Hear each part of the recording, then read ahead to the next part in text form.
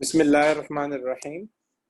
Capital account का idea दे दिया था मैंने, लेकिन फिर भी एक स्पीड से एक रिकैप कर लेते हैं कैपिटल अकाउंट का।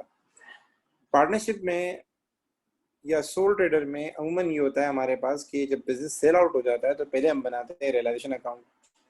क्यों बनाते हैं? ताकि प्रॉफिट एंड लॉस मालूम हो सके। पहला काम ये करते हैं। उसके बाद दूसरा काम ये होता है कि जो ऑनर है, अगर हम पार्टनरशिप की बात कर रहे हैं, जो पार्टनर है, और सोल ट्रेडर की बात करें, जो सोल ट्रेडर है, वो जब जाएंगे तो जाहिर बात है उसको पैसे या तो देने होंगे या उनको लेने होंगे बिजनेस से। उन्होंने पैसा लगाया, अब जब बिजनेस खत्म हो गया, बिजनेस हमेशा के लिए बंद हो गया, सेल आउट हो गया, तो जाहिर बात है वो बोलेंगे भाई हमने जो अमाउंट इन्वेस्ट किया था वो मिलना चाहिए वापस। तो हो सकता है या तो वो पैसे लेके जाएं, हो सकता है या तो पैसे दे के जाएं अगर उन्होंने ड्राइंग ज्यादा की हो। तो ये मालूम करने के लिए हम क्या करते हैं, कैपिटल अकाउंट बनाते हैं। ठीक है, तो इसमें सबसे पहले अगर हम पार्टनरशिप की बात करते हैं तो बैलेंस बीडी आएगा, ओपनिंग बैलेंस आएगा कैपिटल का, ये आपको एसओएफपी से मिल जाएगा। फिर पार्टनरशिप के अंदर दो चीजें होती हैं जिन पे ऑनर का हक होता है, जो ऑनर की इन्वेस्टमेंट को शो कर रही होती हैं और उसको जो प्रॉफिट होता है उसको शो करती हैं। एक कैपिटल अकाउंट होता है, एक करंट अकाउंट होता है। तो कैपिटल अकाउंट के साथ साथ जो करंट अकाउंट है उसको भी हम खत्म कर देंगे। खत्म करने से मुराद ये कि हम कैपिटल अकाउंट में उसको ट्रांसफर कर देंगे। तो करंट अकाउंट का अगर क्रेडिट बैलेंस तो हम क्रेडिट साइड पे लिखेंगे, डेबिट बैलेंस है तो हम डेबिट साइड पे लिखेंगे। क्रेडिट बैलेंस का मतलब ये पैसे मुझे देने हैं, तो क्रेडिट करने का मतलब ये ताकि उसकी इन्वेस्टमेंट में इजाफा हो जाए, ताकि हम सही अमाउंट उसको पे करें। यहाँ तक मेरे साथ हैं हसीब, शिराज? जी सर। ठीक है। और तीसरी चीज जो एसएफपी से आती है वो है लोन। कभी कभार किसी पार्टनर ने लोन भी दिया होता है, तो वो लोन भी एक किस्म की उसकी इन्वेस्टमेंट है। जाहिर है वो जब जाएगा तो वो उसको पे करना होगा, जब बिजनेस खत्म तो ये अमाउंट देना है उसको। तो लोन जो है वो हम खत्म जब करते हैं तो लोन अकाउंट डेबिट हो जाता है, कैपिटल अकाउंट क्रेडिट हो जाता है। हर वो चीज जो पार्टनर को देनी है आपने क्रेडिट करनी होगी। करंट अकाउंट का क्रेडिट बैलेंस, कैपिटल का बैलेंस, लोन का बैलेंस, ये देना होता है तो हम क्रेडिट कर देते हैं। उसके अलावा दो चीजें आती हैं रियलाइजेशन अकाउंट से। दो चीजें, एक तो आएगा गेन एंड लॉस। गेन है तो पार्टनर को देना है तो क्रेडिट कर देंगे, लॉस है तो लेना है उससे तो डेबिट कर देंगे। और कभी कभार क्या होता है कि वो कोई एसेट टेक इन ओवर कर लेता है, एसेट विदड्रॉ कर लेता है, वो उसका अपना एसेट होता है, उसने लगाया होता है, तो वो एग्रीड वैल्यू पे वो क्या कर देता है, विदड्रॉ कर लेता है, घर ले जाता है। तो हर वो एसेट जो उसने बिजनेस से टेक इन ओवर किया है at the time of sale, वो हम डेबिट कर देंगे उसकी एग्रीड वैल्यू। क्यों? क्योंकि इससे इसका कैपिटल कम होना चाहिए, क्योंकि ये पैसे वो लेके जा रहा है। तो ये दो चीजें, एसेट टेक इन ओवर और आपका गेन एंड लॉस, ये रिलेशन से आ जाता है। तो यहां तक कहानी हो गई खत्म। अब अगर आप देखें तो आपके पास एक बैलेंस आ जाएगा। हम बैलेंस निकालते नहीं वैसे, लेकिन एक बैलेंस आ जाएगा। अब वो बैलेंस आपने उस पार्टनर को पे करना होगा। तो हमारे पास सेल ऑफ बिजनेस में पेमेंट का तरीका ये होता है कि जो कंपनी आके पार्टनरशिप बाय करती है वो कैश नहीं देती। अगर वो सिर्फ कैश दे, सिर्फ कैश पे करे, फिर तो आपने क्या करना है, दोनों साइड का टोटल करना है, जो बैलेंसिंग फिगर होगी उसकी जगह बैंक आ जाएगा। ठीक है, बैलेंसिंग फिगर उसकी जगह बैंक आ जाएगा। लेकिन हमन ये होता है कि वो जो बिजनेस हमें बाय करता है वो डिबेंचर भी देता है, और वो उसके साथ साथ ऑर्डिनरी शेयर भी देता है, और उसके साथ साथ जो है वो कैश भी देता है। तो कैश का तो हम कुछ भी नहीं करते। ठीक है, अगर वो कोई कैश पे कर रहा है और उसने कोई उसके डिस्ट्रीब्यूशन का तरीका नहीं बताया तो हम उसका कुछ भी नहीं करते। क्यों? क्योंकि ज्यादातर बैंक अकाउंट कंपनी बाय नहीं करती। कंपनी बैंक अकाउंट बाय नहीं करती, तो वो कैश बैंक में चला जाता है, मतलब बैंक डेबिट हो जाता है हमारा, एंड देन फिर ऑटोमेटिकली वो एडजस्ट हो जाता है कैपिटल के साथ बैलेंसिंग फिगर के तौर पे। तो कैश हमेशा आपने बैलेंसिंग फिगर के तौर पे निकालना है। वो डेबिट साइड पे भी आ सकता है, क्रेडिट साइड पे भी आ सकता है, और आखिर में हम ये काम करते हैं, आखिर में सारी एडजस्टमेंट करने के बाद ऑर्डिनरी शेयर के ऊपर आते हैं और प्रेफरेंस शेयर के ऊपर आते हैं। कंपनी क्या करेगी, कैश नहीं देगी, कुछ ऑर्डिनरी शेयर देगी, कुछ प्रेफरेंस शेयर देगी। वो आपने क्या करना है, उसने उसकी वैल्यू दी होगी, आपने उसकी मार्केट वैल्यू लेनी है। क्या लेनी है? मार्केट वैल्यू लेनी है। मतलब अगर उसने ऑर्डिनरी शेयर की वैल्यू नहीं दी और आपको बोला है उसने कि भाई हमने 1 लाख शेयर इशू किए, सॉरी, कंपनी वाले ने कहा कि भाई हमने 1 लाख शेयर इशू किए। ठीक है, 1 लाख हमने शेयर्स इशू किए थे, वो $1 के, हमने दिए $1.5 पे। कोई सनी नाम का बंदा है तो मैं इसको जरा रिमूव कर देता हूं। ठीक है। अच्छा जी, हमारे पास 1 लाख के शेयर थे, 1 लाख के शेयर मैंने थे वैसे 1 रुपए के, हमने 1.5 के हिसाब से दिए। तो आपने क्या करना है, 1 लाख को मल्टीप्लाई बाय 1.5 करना है। जो आंसर आ जाए वो आपने बांटना होता है इन दोनों पार्टनर्स में। और तरीका होता है, हमारे पास दो तरीके होते हैं, या तो हमारे पास होता है प्रॉफिट रेशो या हमारे पास होता है कैपिटल रेशो। प्रॉफिट रेशो है तो प्रॉफिट रेशो के हिसाब से कर लेना, और कैपिटल रेशो है तो कैपिटल का जो ओपनिंग बैलेंस है उसके हिसाब से आप रेशो बना लें एंड दोनों में डिस्ट्रीब्यूट कर लें। यहां तक मेरी बात क्लियर है? जी सर, ये प्रेफरेंस शेयर का भी थोड़ा बता दो। हाँ, प्रेफरेंस शेयर में भी ये होगा। आपको शेयर्स की हमेशा मार्केट वैल्यू लेनी है, ठीक है। तो वैसे तो मार्केट सर वैल्यू गिवन उसमें होती वो है, लेकिन अगर परसेंट वगैरह दी होती है 6% प्रेफरेंस शेयर, उसका हम कुछ नहीं उसका थोड़ा करते, उसका समझे। हम कुछ नहीं करते। परसेंटेज का मतलब ये होता है कि फ्यूचर में डिविडेंड इतना मिलेगा आपको, उसका हम कुछ नहीं करते। हमें क्या करना है, वो जो उसने इग्नोर वैल्यू करते हैं। दी वो इग्नोर करना है, उसको मल्टीप्लाई बाय करना है प्रॉफिट रेशियो से या कैपिटल रेशियो से। अब आते हैं डिबेंचर। ठीक है सर डिबेंचर की क्या करता है, वो समटाइम वैल्यू आपको दे देगा। एक मिनट में बेटा, हाँ बेटा जी बताएं क्या कहना चाह रहे हो। सर ये इसमें शेयर प्रीमियम अलग करके नहीं लिखेंगे? नहीं नहीं नहीं बेटा, अच्छा देखो बेटा, ये जो टॉपिक है ये इसमें दो टॉपिक हैं, एक है परचेज ऑफ बिजनेस, एक है sale of business. Sale of business में हम मार्केट वैल्यू पे लेते हैं। जब परचेज ऑफ बिजनेस की बात हो रही है, मतलब यानी बायर के जब अकाउंट्स बनाओगे, एसएफपी बनाओगे, वहां तुम्हें प्रीमियम अलग करके लिखना होगा, क्योंकि एसएफपी जब बनाते हैं ना कंपनी की, तो प्रीमियम को अलग लिखते हैं। तो ये तो कंपनी अकाउंटिंग हम थोड़ी कर रहे हैं, ये तो पार्टनरशिप अकाउंटिंग है भाई। ओके। ठीक है, तो ये दो टॉपिक है बेसिकली, इसीलिए आप लोग बीच में कंफ्यूज हो जाते हैं कि प्रीमियम अलग करके लिखना है। प्रीमियम जो अलग करते हैं वो कंपनी के अकाउंट्स में करते हैं, हम कहाँ हैं, हम पार्टनरशिप के अकाउंटिंग में बैठे हुए हैं। अच्छा जी, डिबेंचर के ऊपर आते हैं। डिबेंचर की वो समटाइम वैल्यू दे देगा कि बोलेगा 1 लाख के डिबेंचर्स हैं, और डिस्ट्रीब्यूट करने का तरीका बता देगा कि भाई आपने प्रॉफिट रेशो या कैपिटल रेशो में डिस्ट्रीब्यूट करना है। और कभी कभार वो क्या करता है, वो आपके साथ सीन करेगा। वो बोलेगा मैं दोनों पार्टनर को डिबेंचर दे रहा हूँ, दोनों पार्टनर को दे रहा हूँ, मतलब ए को भी दे रहा हूँ, बी को भी दे रहा हूँ। डिबेंचर की वैल्यू नहीं बताएगा आपको। और ट्रिक ये दे देगा, अगर इन दोनों पार्टनर ने कोई लोन दिया है तो बोलेगा जो इनको इंटरेस्ट ऑन लोन पहले मिलता था वही इंटरेस्ट ऑन डिबेंचर उनको अभी उतना ही मिलेगा। यानी इंटरेस्ट ऑन लोन अगर इनका 8,000 था तो अब भी इनको हर साल 8,000 मिलेंगे। ठीक है, एक ट्रिक के तौर पे ये बोल देगा। या अगर किसी पार्टनर ने कोई लोन दिया था तो वो बोलेगा जितना उसको इंटरेस्ट पहले मिलता था अमाउंट में, परसेंटेज में नहीं अमाउंट में, अगर उसका अमाउंट 10,000 बनता है तो अब भी उतना ही बनेगा, लेकिन वैल्यू नहीं बताएगा डिबेंचर की। तो सर इसके लिए मैंने एक फॉर्मूला बताया था कि एक इक्वेशन बना लें, वैसे फॉर्मूला लिखवा देता हूं, लेकिन आप लोग इक्वेशन बना लें। इक्वेशन क्या है,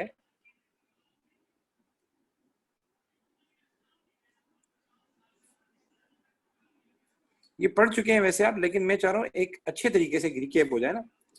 interest on debenture, interest on loan, और कभी कभार इंटरेस्ट ऑन कैपिटल भी होता है वो। ये इक्वेशन बना लें, ठीक है। इसको ओपन कर लें, वो आपको डिबेंचर की परसेंटेज दे देगा। डिबेंचर की वैल्यू हमें फाइंड करनी होती है, और यहाँ जो भी इंटरेस्ट ऑन लोन आपके पास आ जाए उसकी वैल्यू आप फाइंड कर लें। मतलब आप इंटरेस्ट लगा लें लोन के ऊपर या फला के ऊपर, आपके पास आ जाएगा। आखिर में जो भी इंटरेस्ट इन लोन की जो वैल्यू होती है, मतलब जो भी आपके सामने इंटरेस्ट आ जाएगा उसको आपने क्या करना है, परसेंटेज से डिवाइड कर देना है। क्या मतलब, ये जो परसेंटेज है ना ये वहां से ली जाएगी तो ये क्या हो जाएगा, डिवाइड हो जाएगा।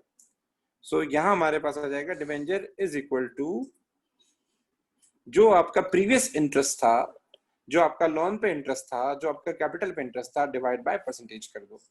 मैं इसकी एग्जांपल बता देता हूँ। फॉर सपोज कंपनी ने कहा कि मैं आपको 8% डिबेंचर दे रही हूँ,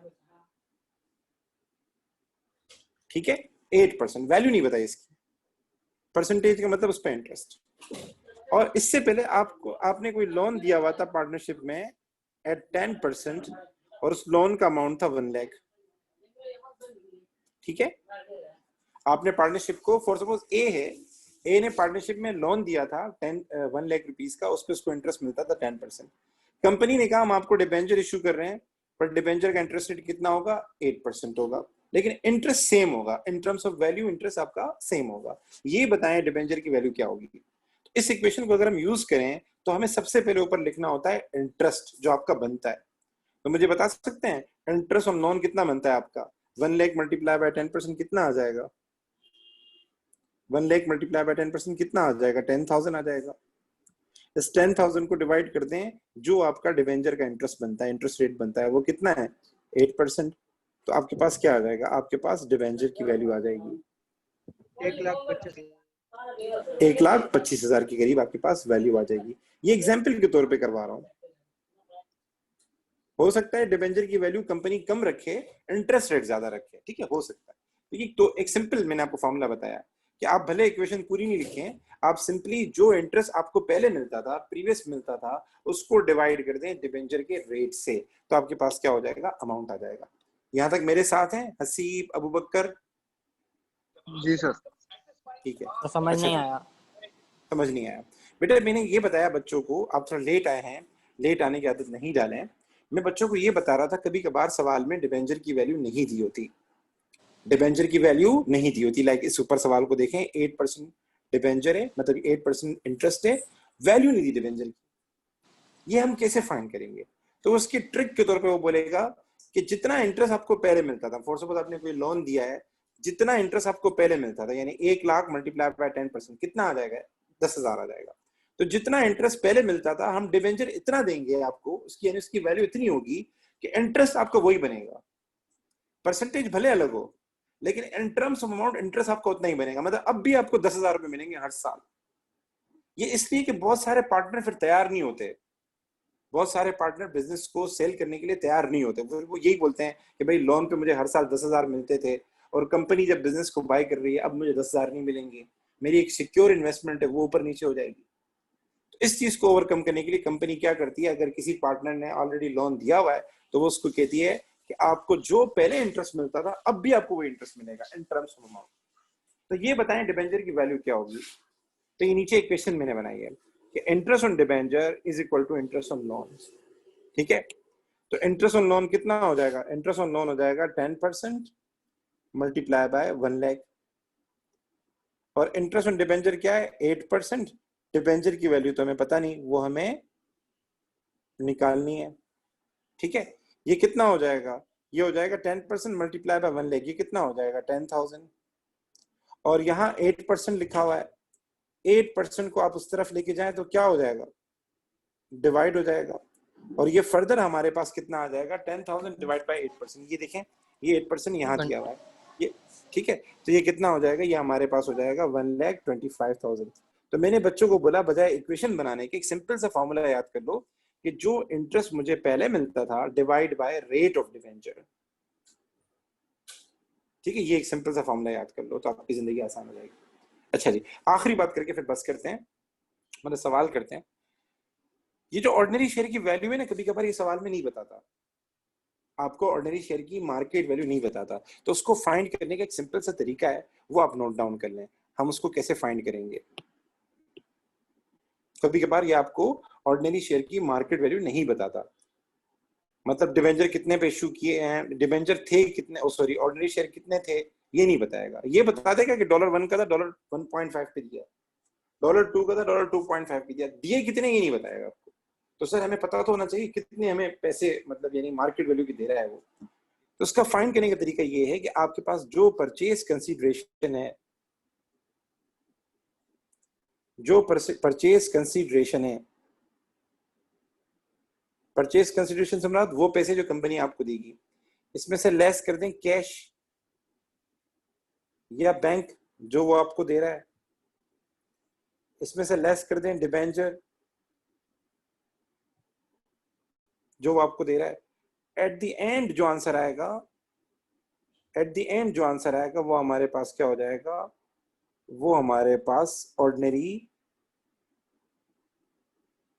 शेयर्स की वैल्यू आ जाएगी हमारे पास, कि वो जो हमें ऑर्डिनरी शेयर्स दे रहा है उसकी मार्केट वैल्यू कितनी है वो हमारे पास आ जाएगी, एंड देन वो हम डायरेक्टली डिस्ट्रीब्यूट कर देंगे दोनों पार्टनर्स के दरमियान।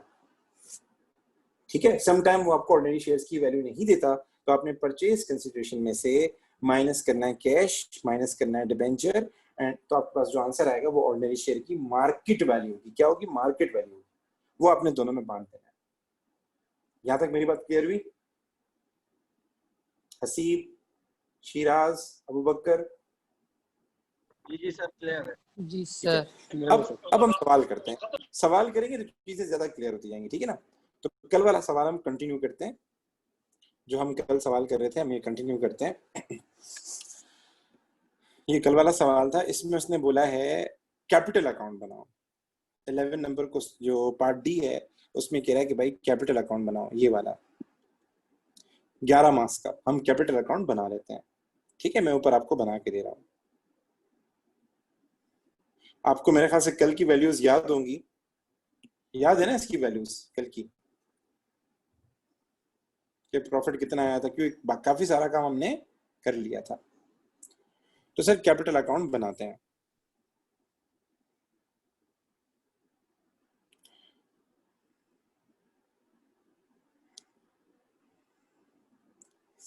ठीक है, बल्कि एक मिनट वेट करें, सफाई वाला काम करें तो ज्यादा अच्छा रहेगा।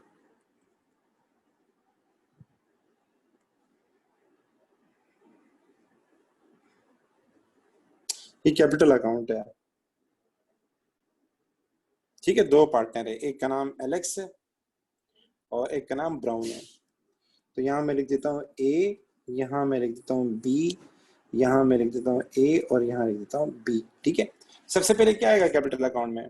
कैपिटल का बैलेंस आएगा, तो हम बैलेंस बीडी लिख देते हैं। ठीक है, मैं 3 जीरो इग्नोर कर रहा हूँ आखिर के, ताकि आसान हो जाए।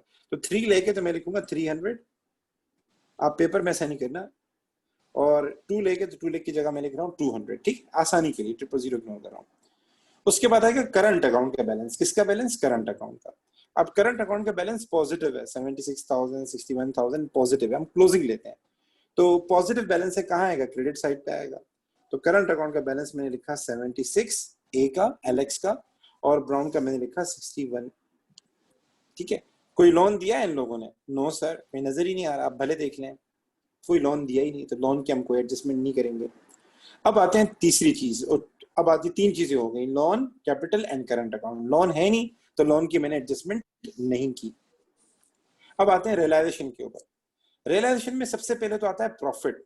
तो प्रॉफिट ये ऊपर हमने कल कैलकुलेट किया था, 2,10,000 आ रहा था, 2,10,000 आ रहा था टोटल। इसमें से एलेक्स का कितना होगा और इसमें से ब्राउन का कितना होगा? तो 2,10,000 में से आप उसको मल्टीप्लाई कर दें, इसका रेशो हमारे पास आ रहा है 3:2। तो ये हो जाएगा 3/5 मल्टीप्लाई बाय 2,10,000। बताएं कितना आया? 1,40,000। 1,26,000। 1,26,000।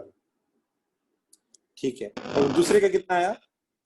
दूसरे को 2.5 84,000। ठीक है बेटा, 84,000। ठीक है, सो मैं ये गेन है, तो गेन कहाँ जाएगा? क्रेडिट साइड पे। तो मैंने लिखा 126 और यहाँ मैं लिखा 84, ये गेन है हमारे पास। ठीक है सर, और क्या चीज आती है? अगर कोई एसेट टेकन ओवर किया है किसी पार्टनर ने, तो वो आएगा।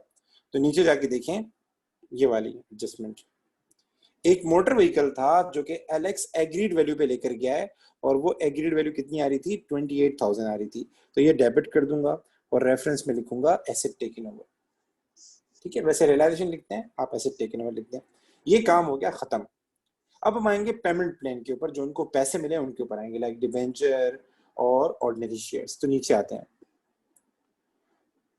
डिबेंचर के बारे में उसने बोला है कि एलेक्स एंड ब्राउन को हम डिबेंचर देंगे 8%, यानी डिबेंचर पे इंटरेस्ट कितना होगा? 8%।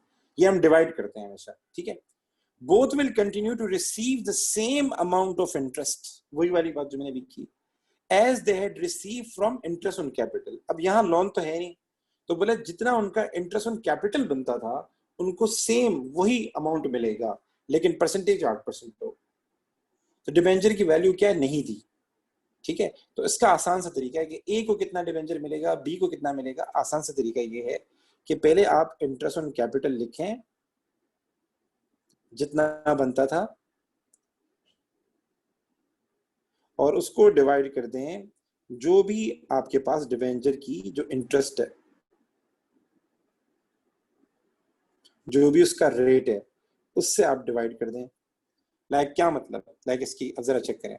इंटरेस्ट ऑन कैपिटल हमारे पास है 15,000, उसका है 10,000। तो पहले हम आते हैं एलेक्स के ऊपर। एलेक्स का इंटरेस्ट कितना है? 15,000। और रेट कितना है 8%। डिबेंचर का रेट मुझे बता सकते हैं ये कितना आया? 187,500। 187,500। अच्छा, मैं ये लिखने पड़ेंगे क्योंकि फिर फिगर गलत हो जाएगी। ठीक है, राउंड ऑफ तो मैंने किए हैं, उसने नहीं बोला, तो हम 000 लगा ही देते हैं। ठीक है, हम राउंड ऑफ ऐसे कर नहीं सकते जब तक उसने नहीं बोला। अगर वो बोलता है ना 3 डिजिट्स तक लिखो, आखिरी 3 इग्नोर करो, तो फिर 187,500 में नहीं लिखता, फिर मैं 188 भी लिख सकता था इसकी जगह पे। अच्छा चलो, वो तो बात की बात है। अब आते हैं इसके ऊपर, ब्राउन के ऊपर आते हैं। ब्राउन का इंटरेस्ट ऑन कैपिटल कितना बनता है? वो बनता है 10,000। सो हम क्या करेंगे, 10,000 डिवाइडेड बाय 8%। मुझे पता ये कितना है? 125,000 आ जाएगा।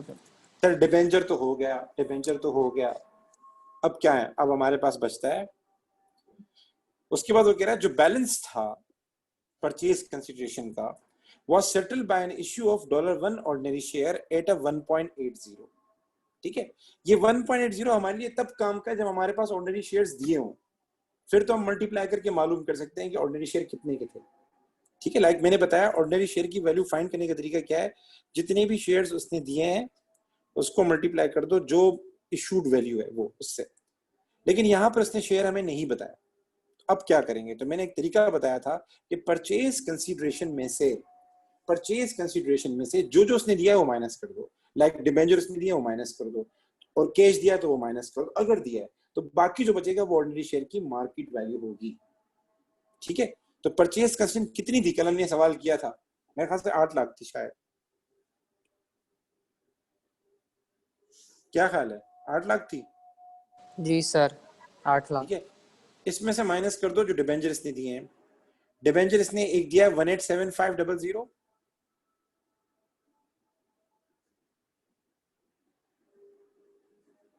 और एक दिया 1,25,000 का। पता है कितना है आंसर? ये हमारे पास ऑर्डिनरी शेयर्स की मार्केट वैल्यू आ गई। सर बैंक भी तो माइनस करेंगे। बैंक दिया उसने क्या?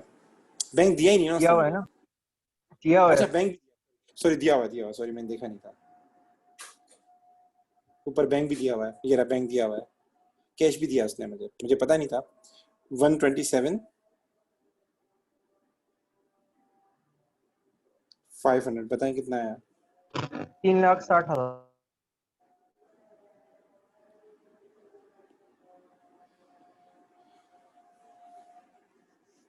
आसान आ रही थी, आसान जवाब दे दूं।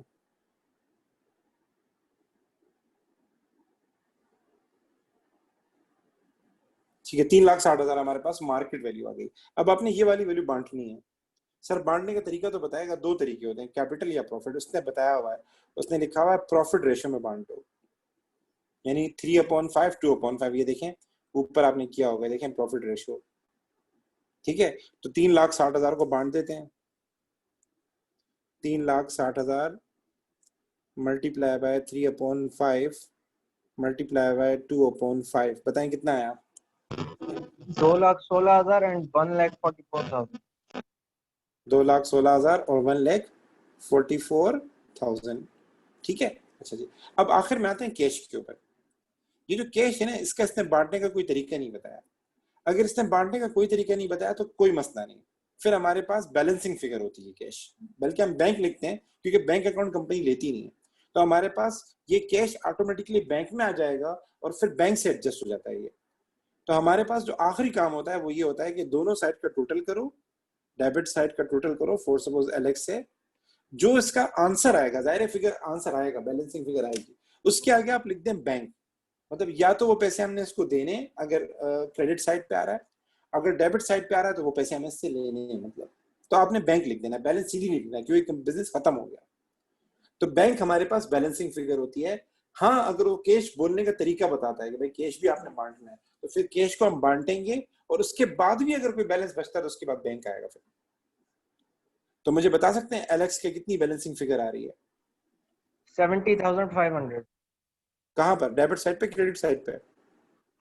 डेबिट पे। डेबिट पे, मतलब उसकी क्रेडिट साइड हायर है। ठीक है, कितना है मुझे बताएं? 70,000 500। 500। ये हमारे पास की बैलेंसिंग फिगर आई है। सर ये कैसे आई? ये जो है आपने 3 लाख प्लस 76,000 प्लस 126,000 किया, ये फिगर ज्यादा थी और उसमें से ये वाली फिगर्स आपने माइनस की, तो आपके पास आ गया 70,500। इसके बाद हम इसके सामने हम लिखेंगे बैंक, और चाहें तो यहाँ लिख दें बैलेंसिंग फिगर। मतलब ये आपने दोनों साइड का टोटल करके लिखी है, और इसका बताएं कितना आ रहा है? 76,000 डेबिट पे। डेबिट पे उसका आ रहा है 76,000 डेबिट पे, तो मैंने 76,000 लिख दिया, और उसके आगे भी लिखेंगे बैंक। यहाँ तक मेरी बात क्लियर है? सर जी जी। सर ये अगर एक आध वैल्यू गलत हो जाती है तो फिर बैंक का भी गलत हो जाएगा, तो ऑफ फिगर मार्क्स देते हैं? आपको ऑन फिगर मिलेगा, ऑन फिगर, ऑन फिगर। वो जो वैल्यू है ना, लाइक फॉर सपोज अगर आप में से कोई जो है ये जो 3,60,000 है ना, ये गलत निकालता है, इसकी जगह 4 लाख निकाल लेता है, तो आपकी तो अब ये जो 4 लाख आपने निकाला ना, इसका एक मार्क्स जाएगा, इसका मार्क्स नहीं जाएगा। 2,16,144 ये भले आप कर देंगे, इसका मार्क्स नहीं जाएगा, सिर्फ इस 3,60,000 का जाएगा एक मार्क्स। और बैलेंस शीट पे भी मार्क्स मिल जाएगा आपको, सब पे मार्क्स मिलेंगे, सिर्फ एक मार्क्स जाएगा, वो है ऑन फिगर का, वो यहाँ पे चला जाएगा, यहाँ पे 3,60,000 पे। That's it. तो वो पेपर इस बात, इसीलिए मैं बच्चों को हमेशा कहता हूँ पेपर पूरा करें, आपकी भले गलतियां हों, अगर आपने किसी भी जगह मिस्टेक की तो उसको कैरी फॉरवर्ड नहीं करता कि 3,60,000 गलत आया तो उसकी ये दोनों फिगर गलत हो जाएंगी, उसका बैंक का बैलेंस भी गलत हो जाएगा, तो उसको कैरी फॉरवर्ड नहीं करता। परचेज कंसीडरेशन निकाली गलत तो सब कुछ गलत हो जाएगा फिर तो, अगर परचेज कंसीडरेशन गलत हो तो वो कैरी फॉरवर्ड नहीं करता, सिर्फ वहां करता है जहां उसके मार्क्स होते हैं बस। ठीक है। सो ये जो सवाल था इसके तकरीबन कैलकुलेशन के 4 पार्ट थे, आगे भी पार्ट हैं, लेकिन हम दूसरे सवाल की तरफ चलते हैं। एक दूसरा सवाल है वो जरा डिस्कस कर लेते हैं। यहाँ तक कोई इशू? अबूबकर बेटा थ्योरी भी करा देना। No sir. थ्योरी करा रहा हूँ, लेकिन पहले मैं चाह रहा हूँ ये एक जहन बना दो आप लोगों का, मतलब यानी एक दो सवाल करवा दो ताकि आपका कॉन्सेप्ट क्लियर हो जाए कैपिटल का, रियलाइजेशन का। फिर इसका बकाया पार्ट भी हम करवाते हैं आपको, इसके जो बाकी पार्ट है वो भी करवा रहा हूँ मैं आपको। ठीक है, अच्छा जी। अब चलते हैं, एक और सवाल करवा रहा हूँ। अक्टूबर नवंबर 2018 पेपर 3-1।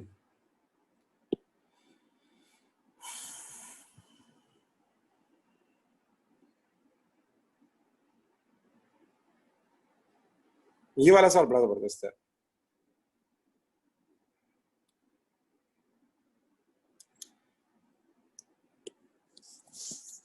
ये है अक्टूबर नवंबर 2018। अच्छा 9:45 पे नमाज है तो क्लास में जल्दी ऑफ करनी पड़ेगी, मैं आपको कॉन्सेप्ट क्लियर कर देता हूँ। ठीक है, अच्छा ये सवाल बड़ा प्यारा है। अल्फी एंड बॉब दिया हुआ है, उसके बाद उनकी 1 जनवरी को उनका बिजनेस बाय कर रहा है, जी लिमिटेड उनका बिजनेस बाय कर रही है। ठीक है, एंड फाइनेंशियल पोजीशन दी हुई है एसएफपी, ये पार्टनरशिप की फाइनेंशियल पोजीशन है।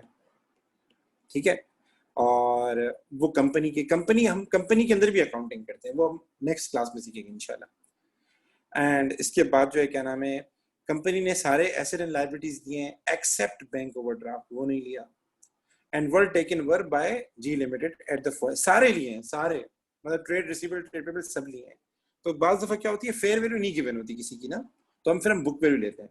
ठीक है, अगर हमें परचेज कंसीडरेशन फाइंड करनी हो, परचेज कंसीडरेशन फाइंड करनी हो तो। अच्छा सेकंड में वो अजीब बात बोल रहा है, सेकंड में बोल रहा है goodwill of the partnership at 1 January 2018 was valued at twice the value of average profit for the last 2 years. क्या मतलब है? बेसिकली इस सवाल में सीन ये है कि परचेज कंसीडरेशन उसने नहीं बताई। तो मैंने 3 तरीके बताए थे कि एक तो होता है कि भाई प्रॉफिट का मल्टीपल, वो भी नहीं है इसके अंदर कि भाई पार्टनरशिप का प्रॉफिट उठाओ और उसको मल्टीप्लाई कर दो 2 टाइम्स या 3 टाइम्स से। दूसरा तरीका बताया था पेमेंट प्लान का, वो भी नहीं है इसके अंदर।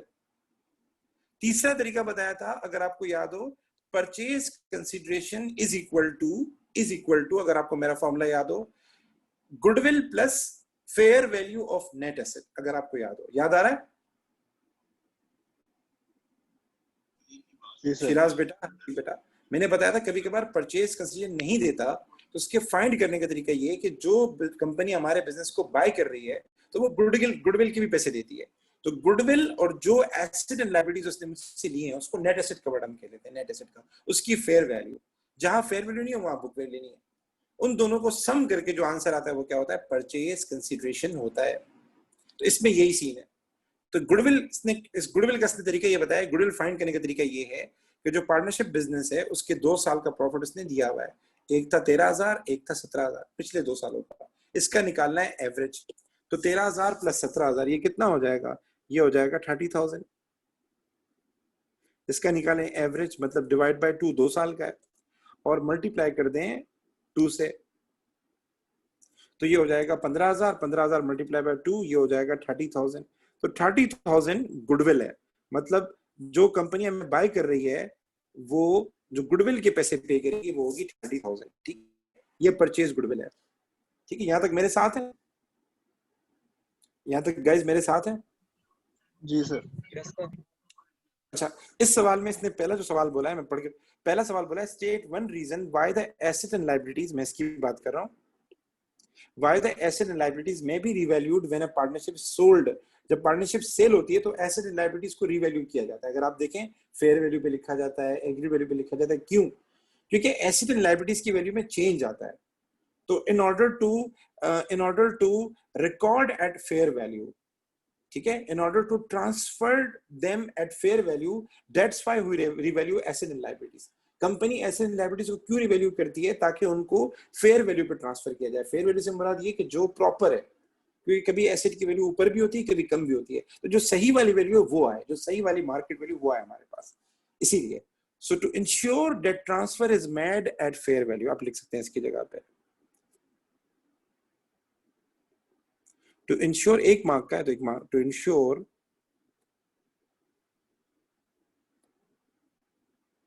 Transfer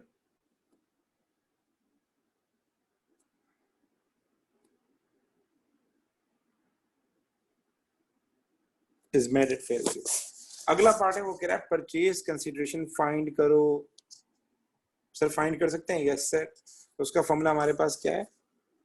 purchase consideration is equal to जो गुडविल है प्लस फेयर वैल्यू, अगर फेयर वैल्यू है तो फेयर वैल्यू, नहीं तो फिर book value of net asset. तो गुडविल तो आपको पता है, नेट एसेट की फेयर वैल्यू निकाल देते हैं। तो लैंड एंड बिल्डिंग की फेयर वैल्यू दी हुई है 3,50,000, प्लांट एंड मशीनरी वो बुक ऊपर वाली नहीं लेनी, जो टेकन ओवर वैल्यू है वो, बट प्लांट एंड मशीनरी की 1,70,000 है तो प्लस करें, इन्वेंट्री की वैल्यू 1,10,000 है प्लस करें, ट्रेड रिसीवेबल की वैल्यू 1,25,000 है प्लस करें, और ट्रेड पेबल की वैल्यू 153,000 ये माइनस करें क्योंकि लायबिलिटी है। उसके अलावा भी देख लेते हैं कोई एसेट मिस तो नहीं हो रहा, 4 एसेट नीचे आ रहे हैं, ऊपर देख लेते हैं। लैंड एंड बिल्डिंग हो गया, प्लांट एंड मशीनरी हो गया, इन्वेंट्री हो गई, ट्रेड रिसीवेबल हो गई, बैंक का बैलेंस तो वो ले रहा ही नहीं है, बैंक का बैलेंस तो वो ले रहा ही नहीं है, और ट्रेड पेबल भी आपने एडजस्ट कर दिया, ये वो नहीं ले रहा, जो नहीं ले रहा वो नहीं लेंगे। ठीक है, नेट एसेट टेकन ओवर। तो मुझे बता सकते हैं कि फेयर वैल्यू कितनी है इसकी? 3,50,000 प्लस 170 प्लस 110 प्लस 125 माइनस 153 कितना है?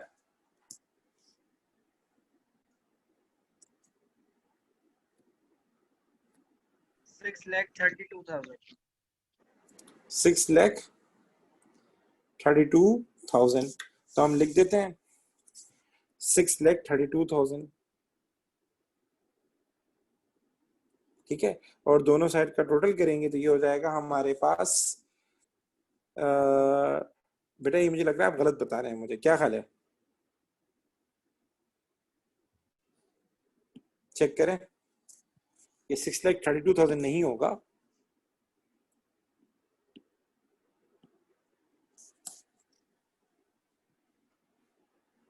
ये होगा 6,02,000। ठीक है, और 6,02,000 इसमें हम प्लस कर देते हैं, तो आप मुझे डायरेक्ट आंसर बता रहे थे। बताइए टोटल बस मैं समझ गया था, 6,32,000 हमारे पास क्या आ जाएगा, टोटल आ जाएगा, ये हो जाएगी परचेज कंसीडरेशन। ठीक है, अच्छा जी, इस सवाल को मैं आगे समझा देता हूँ, आप खुद कीजिएगा। ठीक है, पहले ये देख लें, आप खुद कीजिएगा। इस सवाल का अगला पार्ट क्या है? सवाल का अगला पार्ट है amount paid to partner in cash. ये बताएं कि पार्टनर को जो अमाउंट पे किया गया था, कैश पे किया गया था, वो बताएं।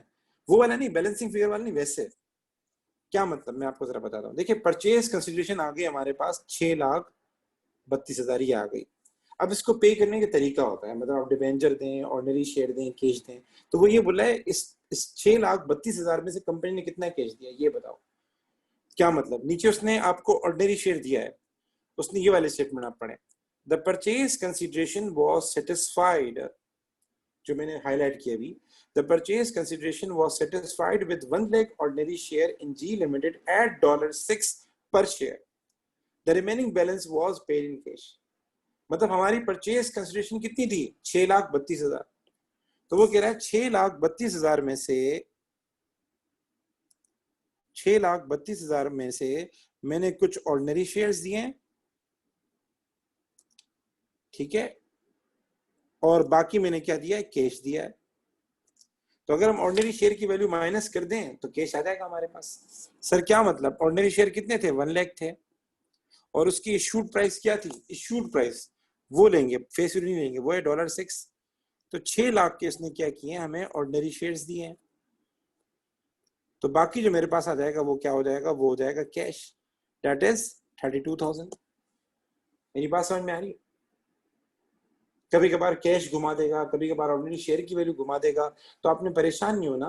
परचेज कंसिडरेशन की वैल्यू आपके पास गिवन होगी, उसमें से आप ऑर्डिनरी शेयर की वैल्यू माइनस कर लीजिएगा, कैश आ जाएगा। डिबेंचर एंड कैश की वैल्यू माइनस कर दीजिएगा, ऑर्डिनरी शेयर आ जाएगा। ये कई बार उसने पूछा। जहां तक मेरी बात समझ में आ रही है आप लोगों को? जी सर। जी सर। अच्छा, आगे पढ़ लेते हैं। अच्छा, ये हमने नहीं पढ़ा, ये हमारा अगला टॉपिक है। आप ये वाला काम कर लें, डी वाला, ये हम पढ़ चुके हैं, ठीक है। तो डी वाला पार्ट आप लोग कर लीजिएगा, ठीक है। अच्छा जी, इसके बाद वाला ई पार्ट भी मैं कर रहा था, और वो जो पहला वाला सवाल था जो कह रहे थे थ्योरी का, वो भी मैं कर रहा था, पर उसमें हमें बायर का एस्पेक्ट भी पढ़ना पड़ेगा ना, और यहाँ रेशियो आ रहा है, रिटर्न ऑन कैपिटल एम्प्लॉयड हमें निकालना पड़ेगा। तो ये मैं करवाऊंगा, आप ध्यान में रख लें। जब हमारा टॉपिक पूरा हो जाएगा तो ये थ्योरी वाले पार्ट मैं कराऊंगा जो मैंने नहीं कराया, ठीक है। और ये जो पार्ट है ना, ये वाला पार्ट, ये भी मुझे कराना है, पर ये हमारा नेक्स्ट टॉपिक है, इसी के साथ ही है। आसान है, मतलब अब तो आपको सब समझ में आ गया, अब आपके लिए इजी है, ठीक है। तो इंशाल्लाह मैं आपको होमवर्क में कुछ क्वेश्चन दूंगा, वो आपने ट्राई करने होंगे, ठीक है। मैं ग्रुप में बता दूंगा। अल्लाह हाफिज, अस्सलाम वालेकुम।